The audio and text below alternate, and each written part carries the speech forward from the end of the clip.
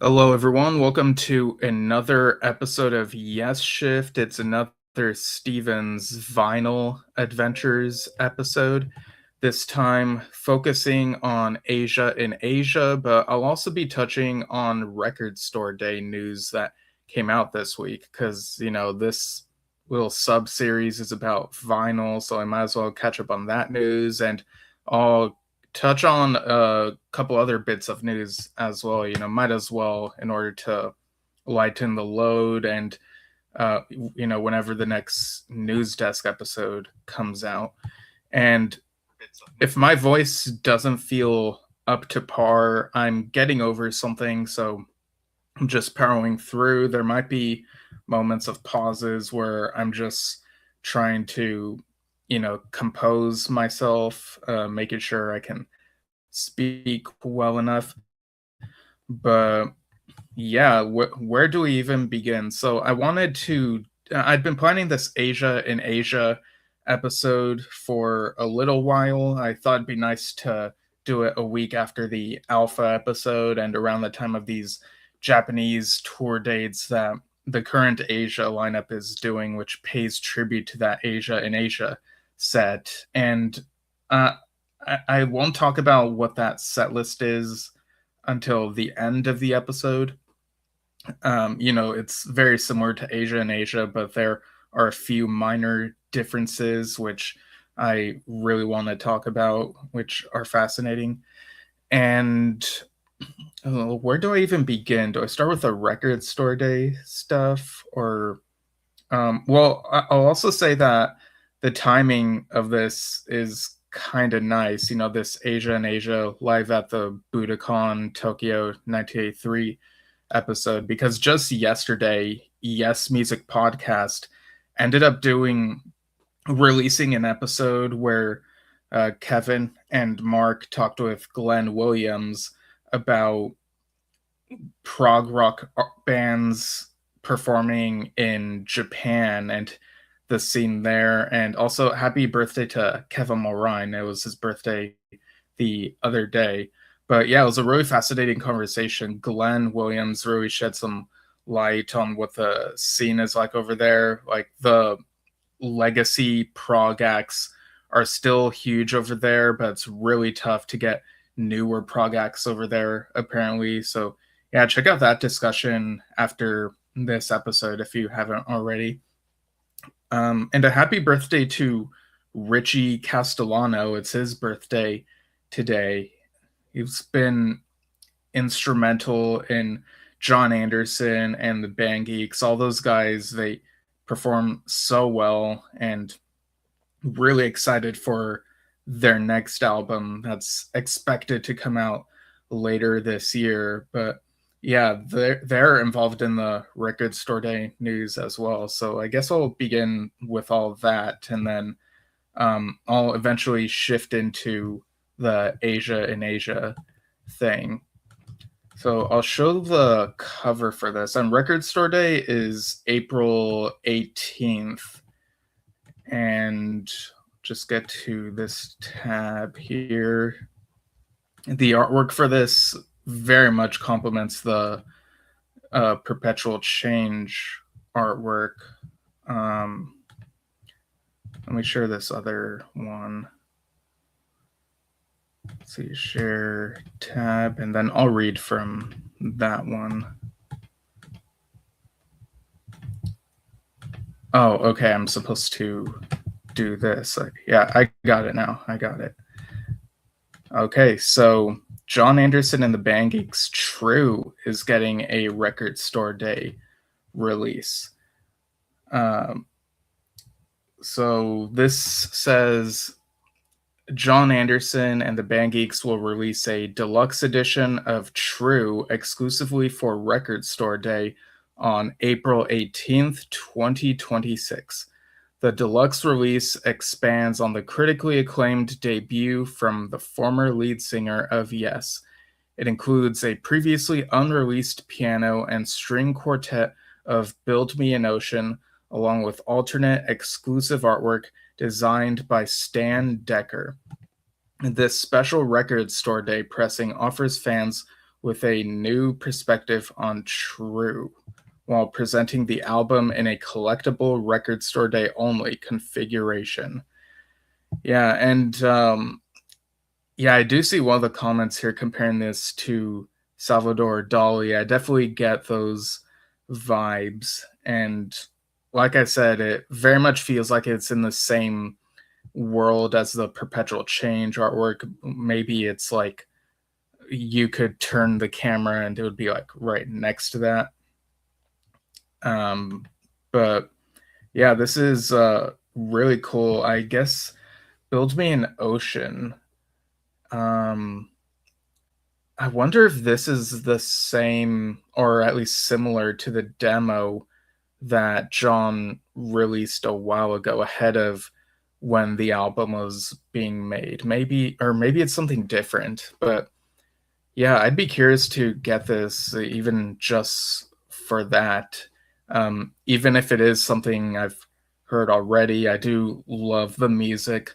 So, yeah, might need to look into that. Historically, with record store day stuff, I've never really gone out to like seek out record store day stuff for whatever reason. But yeah, I guess we'll see about that. And Yes also announced this week that there will be a record store day release from them as well. And this is very much related to the Tales from Topographic Oceans Super Deluxe Edition, which came out just yesterday. And I got it in the mail. I'm making my way through that, and I'm still making my way through Symphonic Live. So, like I mentioned in a post, each of those will get their own individual episodes. They'll get their due. So on the Yes Official page, it says, witness the most ambitious era of Yes with Tales from Topographic Tours, a limited 3 LP black vinyl breakout of legendary live performances from the 1973 to 74 tour. This set features soaring live versions of all 4 epic album sides, including a rare take on The Remembering, capturing the band's metamorphic energy at its peak. Find more info and a participating indie record store to make plans with at recordstoreday.com. All right. And there was a bit of a, back and forth from people online saying they wish that they had known about this before ordering the Super Deluxe Edition set. And, I put in my order actually the day before this was announced. So what I've been hearing is that this record store day set, these LPs, will include the live tracks that are on the CDs on the Super Deluxe Edition, which I still have yet to listen to those particular CDs. So far, I've listened to discs 8 and 9, which include rarities. I'm really trying to pace myself so that I don't get tired of it. Tales is my favorite Yes album, but I don't want to burn out. I gotta listen to other stuff in between. But yeah, I have the set right here. I'll just give you a quick peek. And I am glad that I got it. This will look better in the photos that I take and present as a slideshow on its own episode.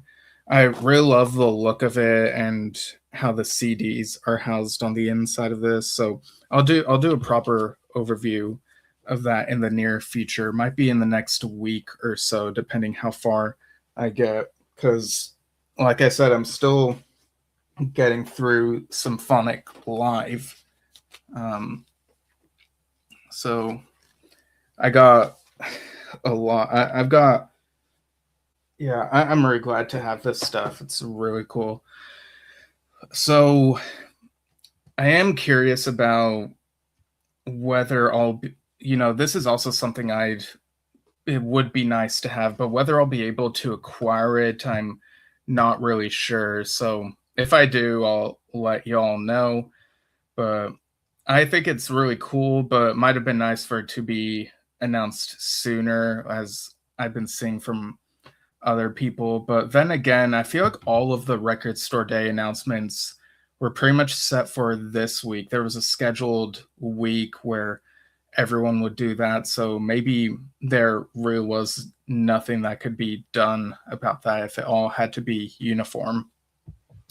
There's also a couple Record Store Day releases involving Bill Bruford. One of them is of Feels Good to Me. I almost said the other title because I kind of get them mixed up sometimes. But yeah, so prog rock drummer Bill Bruford's first studio album, 1978, Feels Good to Me, formerly of Yes, King Crimson, and Genesis. The album features prog rock legends, guitarist Alan Holdsworth, bassist Jeff Berlin, and keyboardist Dave Stewart. All About Jazz called the album a landmark recording due to the sheer chemistry between the core members. This deluxe vinyl package includes OBI side spine, original artwork, printed inner sleeve, and crystal clear blue vinyl. And of course, it's got the original track list there. I don't see any. I believe it's the same original track list, but let me just double check. I want to be sure to do my due diligence. But the other Record Store Day release is actually King Crimson related, but a lineup that Bill Bruford was in back in the 70s. Okay, yeah, this does look like the original track list for Feels Good to Me. But yeah, onto the Crimson album. So just getting to that. Okay, this is the cover image for it. Quite different from what I would have expected, honestly. Let's see. Oh, here it is. Right, so got him on the guitar there, and it's got like a reddish color palette against, dark shirt, dark background. And I'll go ahead and read the details of this one because this is from also on the Bill Bruford listing. It said it's limited to 1,000 copies, but anyway, onto this Crimson one. Panegyric and DGM will release King Crimson 1974 Penn State University on Record Store Day, April 18th, 2026. This legendary concert took place a day after the Asbury Park show that features on 75's USA Live album and was first available in part on the Great Deceiver box set in 1992. Now, for the first time, the complete concert is to be released as a 2 LP set in a gatefold sleeve with new sleeve notes by Crimson biographer Sid Smith. Famed for the inclusion of 2 outstanding improvisations is Their Life Out There, and It Is For You But Not For Us. The setlist also features cuts from their 1974 Starless and Bible Black album and the then unreleased epic set Closer Starless.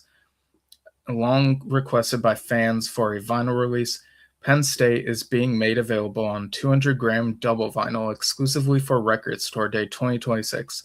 74 Penn State University also includes the recording of 21st Century Schizoid Man from the band's New York Central Park gig 2 days later, which was to be this lineup's last live performance before becoming a trio to begin recording the Red album.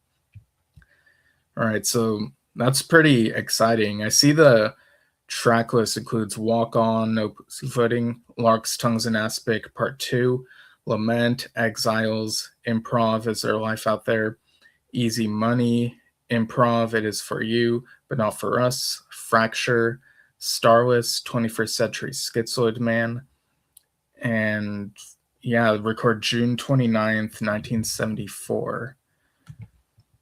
Very interesting stuff. Let's see. I suppose I should read off the tracks that are on the Yes one. Because some of you might already have the super deluxe edition CDs, but just in case. And I also saw there was a video that the Yes official page posted about that show the Tails balloon, so that's really cool. Okay, I don't see the track list handy, but yeah, all the stuff I've been seeing, I've been saying that it's the live tracks that are on the super deluxe edition. So I guess we'll leave that there. And before I go into Asia and Asia, I just want to quickly run through some news tidbits from Rick Wakeman's February ramblings, because why not?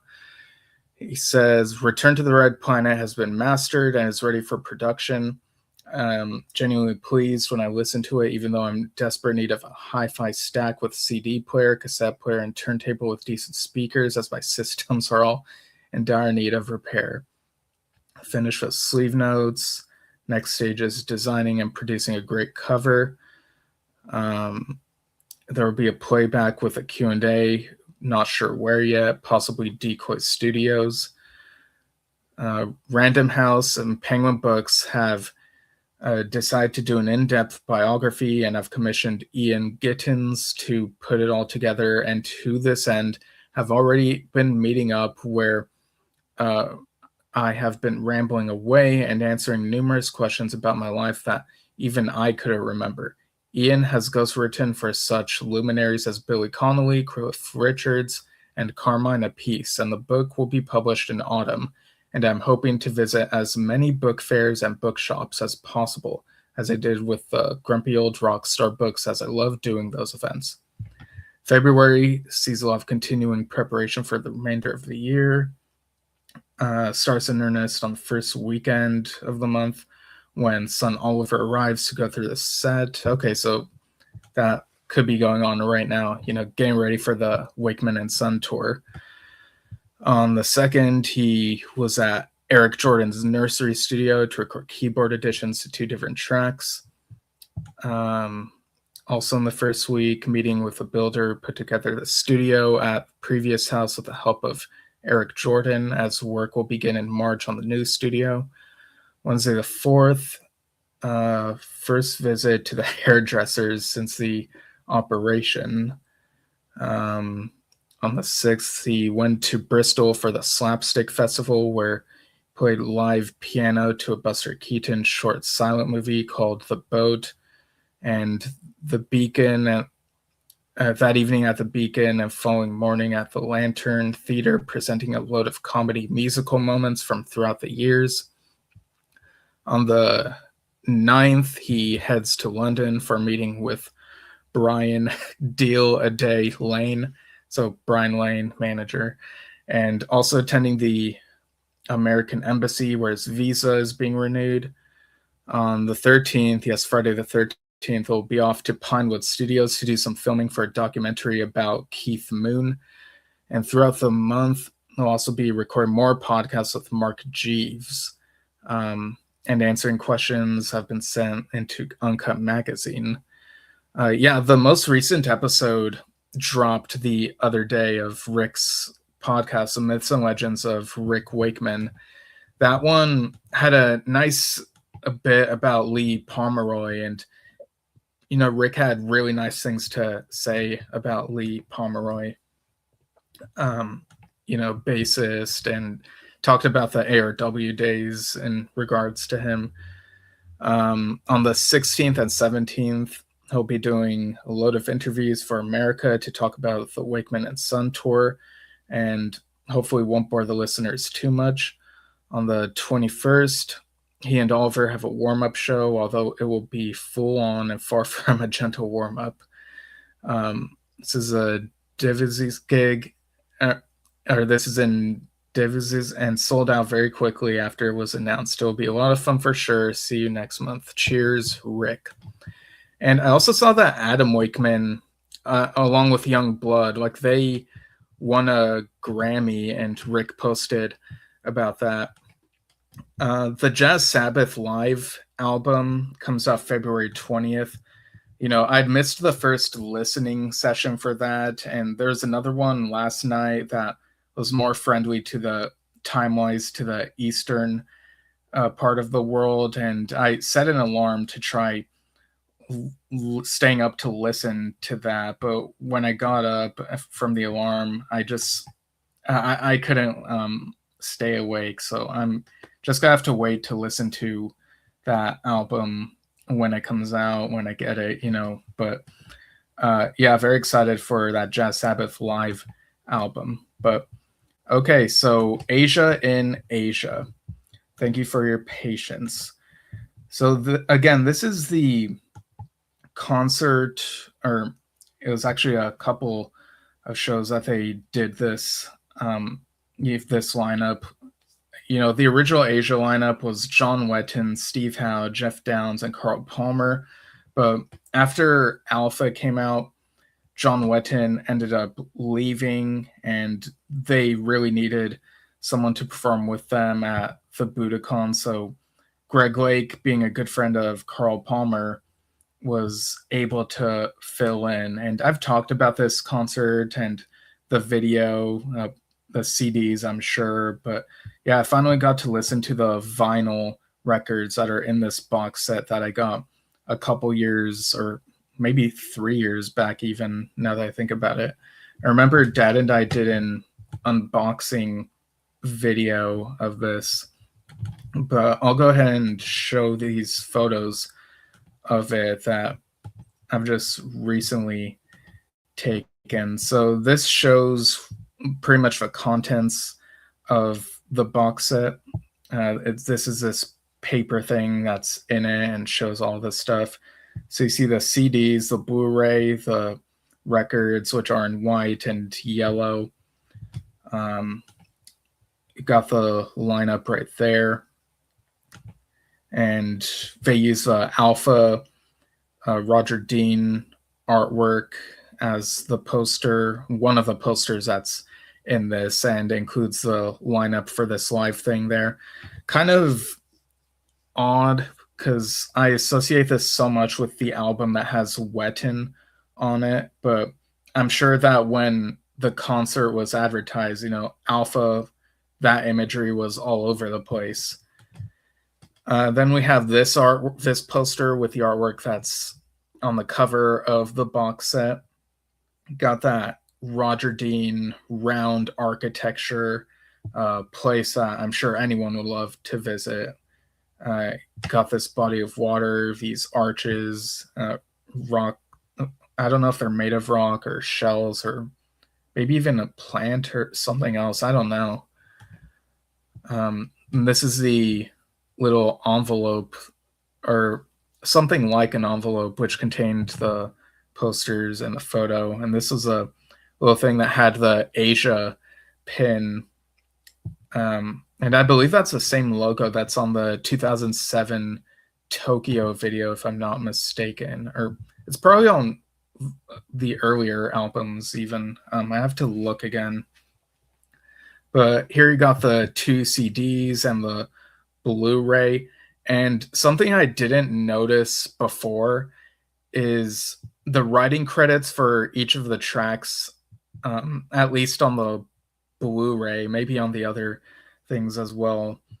They would say who wrote each track, but for the Blu-ray, it says something like not a musical composition or something like that. Let me see if I can zoom in better.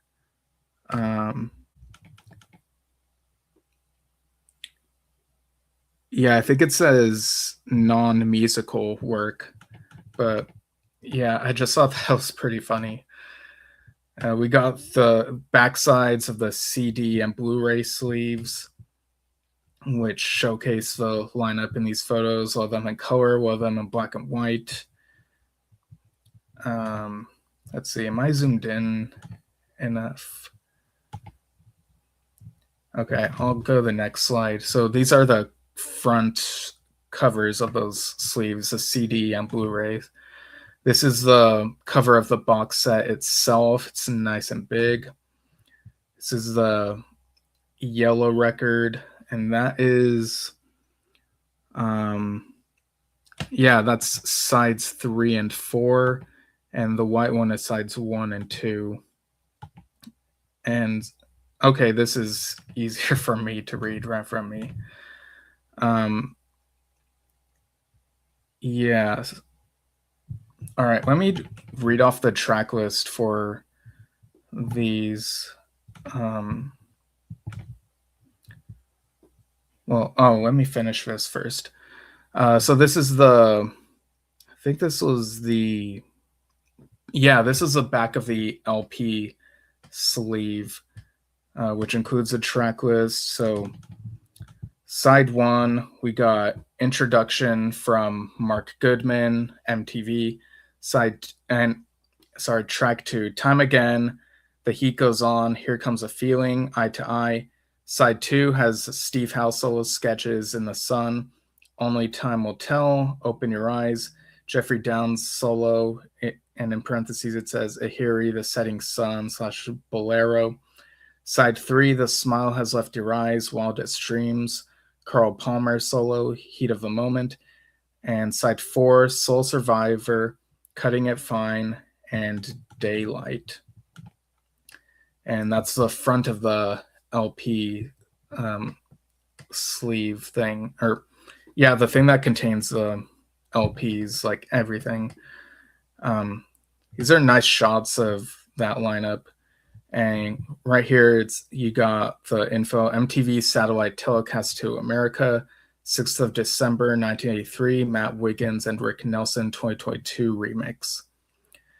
And yeah, the video, I think I've talked about the video, how it's got like the MTV broadcast as well as the alternate version that was released, I believe, maybe on Laserdisc. I know it says in the info. And the booklet, there's a really nice booklet which is in this set and gives the context of, okay, we needed to get Greg, and it took a bit to get him used to the material. And they also talked about the venue itself. The Budokan was a hall used for the Olympics years prior, so it was not exactly ideal, but they really made it work.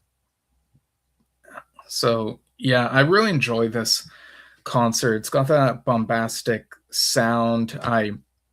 Listening to the records on my record player, I kind of felt like I was actually listening to the concert as it was happening, like being broadcast on the radio or something. Like it had that feel. And there are some records, some live albums where I can listen to them, and even if I know what the venue looks like, even if I've seen footage of the concert, sometimes the audio version will make me think it's a different place entirely. Like I'll imagine a different place, a different type of stage, but the Budokan video is just so iconic that I can't not picture that place. I mean, props for that, such an iconic concert. But yeah, I had some thoughts on the track list. So something that I don't know if I've talked about before is that when listening to this, the first couple tracks, of course, being Time Again and Wildest Dreams, I got really, not Time Again and Wildest Dreams. Right. Okay, so it begins with Time Again.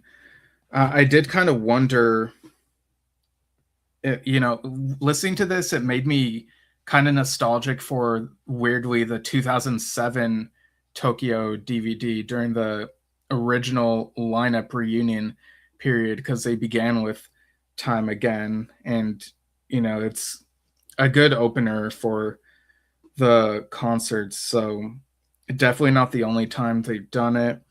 But yeah, there were moments where I wondered to myself if the Tokyo 2007 concert in some ways was kind of giving a tip of the hat to this 1983 Budokan Tokyo concert, because you would think some of the people, there might be a little bit of overlap, at least, people who want to see Asia again decades later, and it's that lineup. And yeah, so I do kind of wonder if there was some thought put into, okay, we played this back in the Budokan in 83, oh, they're gonna love this. But it could be a coincidence.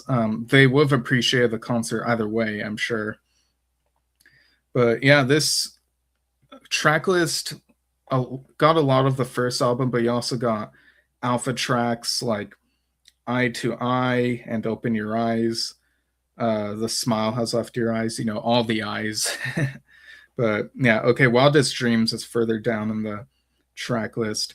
And during Carl Palmer's solo, I was trying to remember, does he take his shirt off in the video? Because I'm so used to his whole gimmick of like taking off his shirt during a drum solo. So when listening to just the audio, you kind of think, okay, maybe he takes his shirt off during that part, whether it happened or not. The Steve Howe solo sketches in the sun. It's what's strange is that my introduction to that solo piece was the bonus track on the Yes Tormato Remastered CD, the track titled High, where it's that same guitar composition but has lyrics on top of it. So I couldn't help but think of Jon's singing certain words from the track High. But yeah, I don't know if it's just hard to like detach from that version when that's the first one I experienced of it. But very beautiful composition. Jeff's solo is it's got that nice eerie sound. Yeah, like this is a really rocking set. I was kind of surprised to, it'd been a while since the last time I checked this out in those other formats that are in this set, other than the vinyl. It always feels strange to me when an Asia concert or live album does not end with Heat of the Moment, because I'm so used to think of that as the obvious closer. But having this end with Soul Survivor, Cutting It Fine, and Daylight, which was that bonus track on Alpha, I guess in a way that's kind of refreshing. But yeah, like Heat of the Moment, I just associate so much as a closer song. But yeah, Greg Lake, his voice, some similarities in some ways to John Wetton, but you can tell which is which, and really great voices. We're really blessed to have them in the prog world on all these different albums, and to document that basically one-time lineup with video and these other formats. Really amazing. I'm glad I was able to finally get around to finish the experience of going through this box set. And I'll check this out again from time to time, listen to one format sometime down the line, then the other again sometime down the line. Not just to like talk about on here, but for my own enjoyment of the material. And yeah, the booklet has some really great photos as well. It's really well worth having if you can find this thing.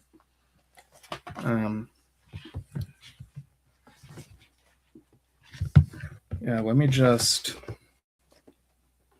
see if I can like do a quick flip through the booklet.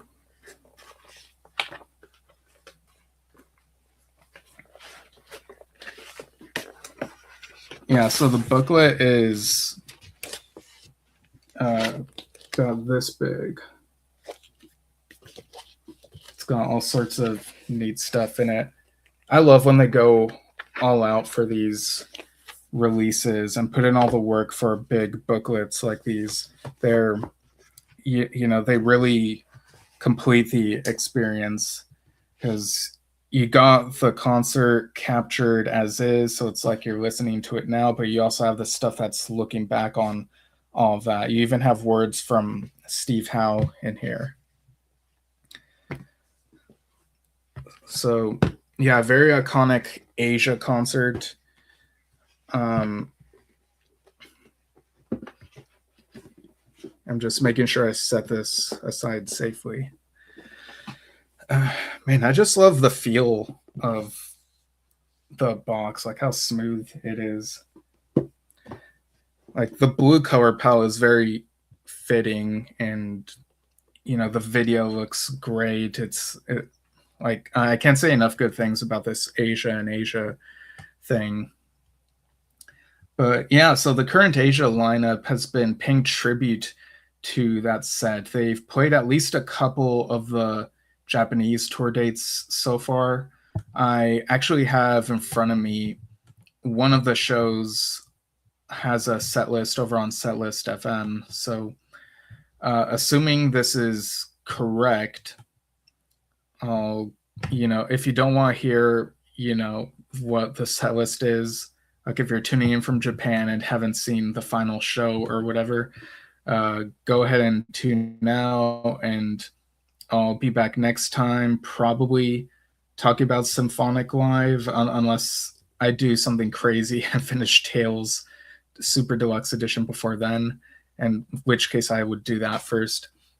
But yeah, okay, so the current Asia lineup, Jeff Downes, Harry Whitley, John Mitchell, and Virgil Donati, they have this set list that includes most of what's on this Asia in Asia track list.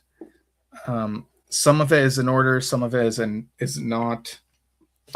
But I gotta have the track list in front of me again so I can properly compare. We begin with Time Again, so we got that same beginning. Then The Heat Goes On, so far the same. And then there's a little bit of a deviation, apparently. So we get to Eye to Eye instead of getting to Here Comes the Feeling next and then Eye to Eye. So Eye to Eye is the third song in the set, according to this. And then they played Lucky Man, which is interesting because, Greg Lake and Carl Palmer, they were both at the Budokan concert. And this is an ELP track, but none of the ALP members are, of course, in this current Asia lineup. So it's kind of strange, but I think a really nice tribute to them to actually do that, make room for that in the Asia set, because ELP is part of Asia's heritage. So I think that's really sweet what they did there. Then they did, and looking at the track list, after Eye to Eye on the 1983 track list is Steve Howe's Sketches in the Sun. So I guess Lucky Man is kind of the replacement for that. They don't have Steve Howe in the current Asia lineup. I do kind of wonder if maybe there was talk of, what if we do something that Steve played? Or if maybe they thought, well, he's playing his solo pieces in Yes.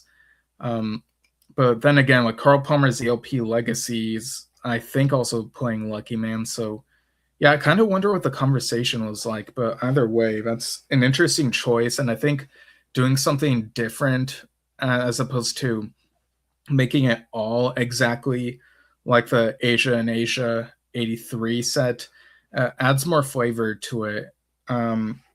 So in the current set list, after Lucky Man is Only Time Will Tell. So we're kind of back with the track order now from the looks of it. And then Open Your Eyes.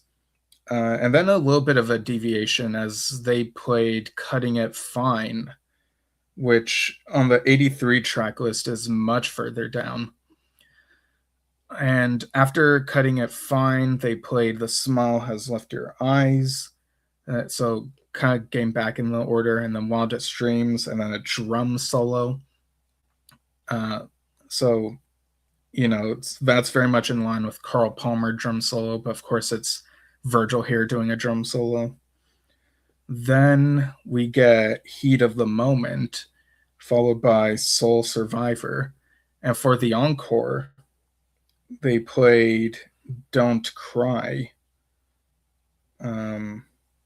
which, oh, yeah, I guess Don't Cry wasn't on this 83 vinyl set, huh? Yeah, yeah, that is kind of strange, especially given that they gave that a whole music video. And then the other encore song, which was the very end, was Video Killed the Radio Star, which, again, it's the Buggles are part of Asia's heritage, but why at the end of this set? I'm kind of confused about that. Is it because the 83 concert was broadcast on MTV and this was a tip of the hat to MTV? I don't know. It's kind of strange to me, but hey, if people enjoyed it, they enjoyed it. But this kind of makes me think about Yes's approach to things. We have a concert from back in the day replicated, and Yes has also done their album series replicating the track list of their classic albums. But I think the little differences in this set kind of interest me a bit more. I saw Yes on their Fragile tour this past November, and sorry, I'm just like glancing at some of the other stuff in this Asia set. But yeah, I saw their Fragile tour in November. I had not seen the first time around that they did Fragile in the mid 2010s, but I'd seen a video of it, and they did that Yahoo stream.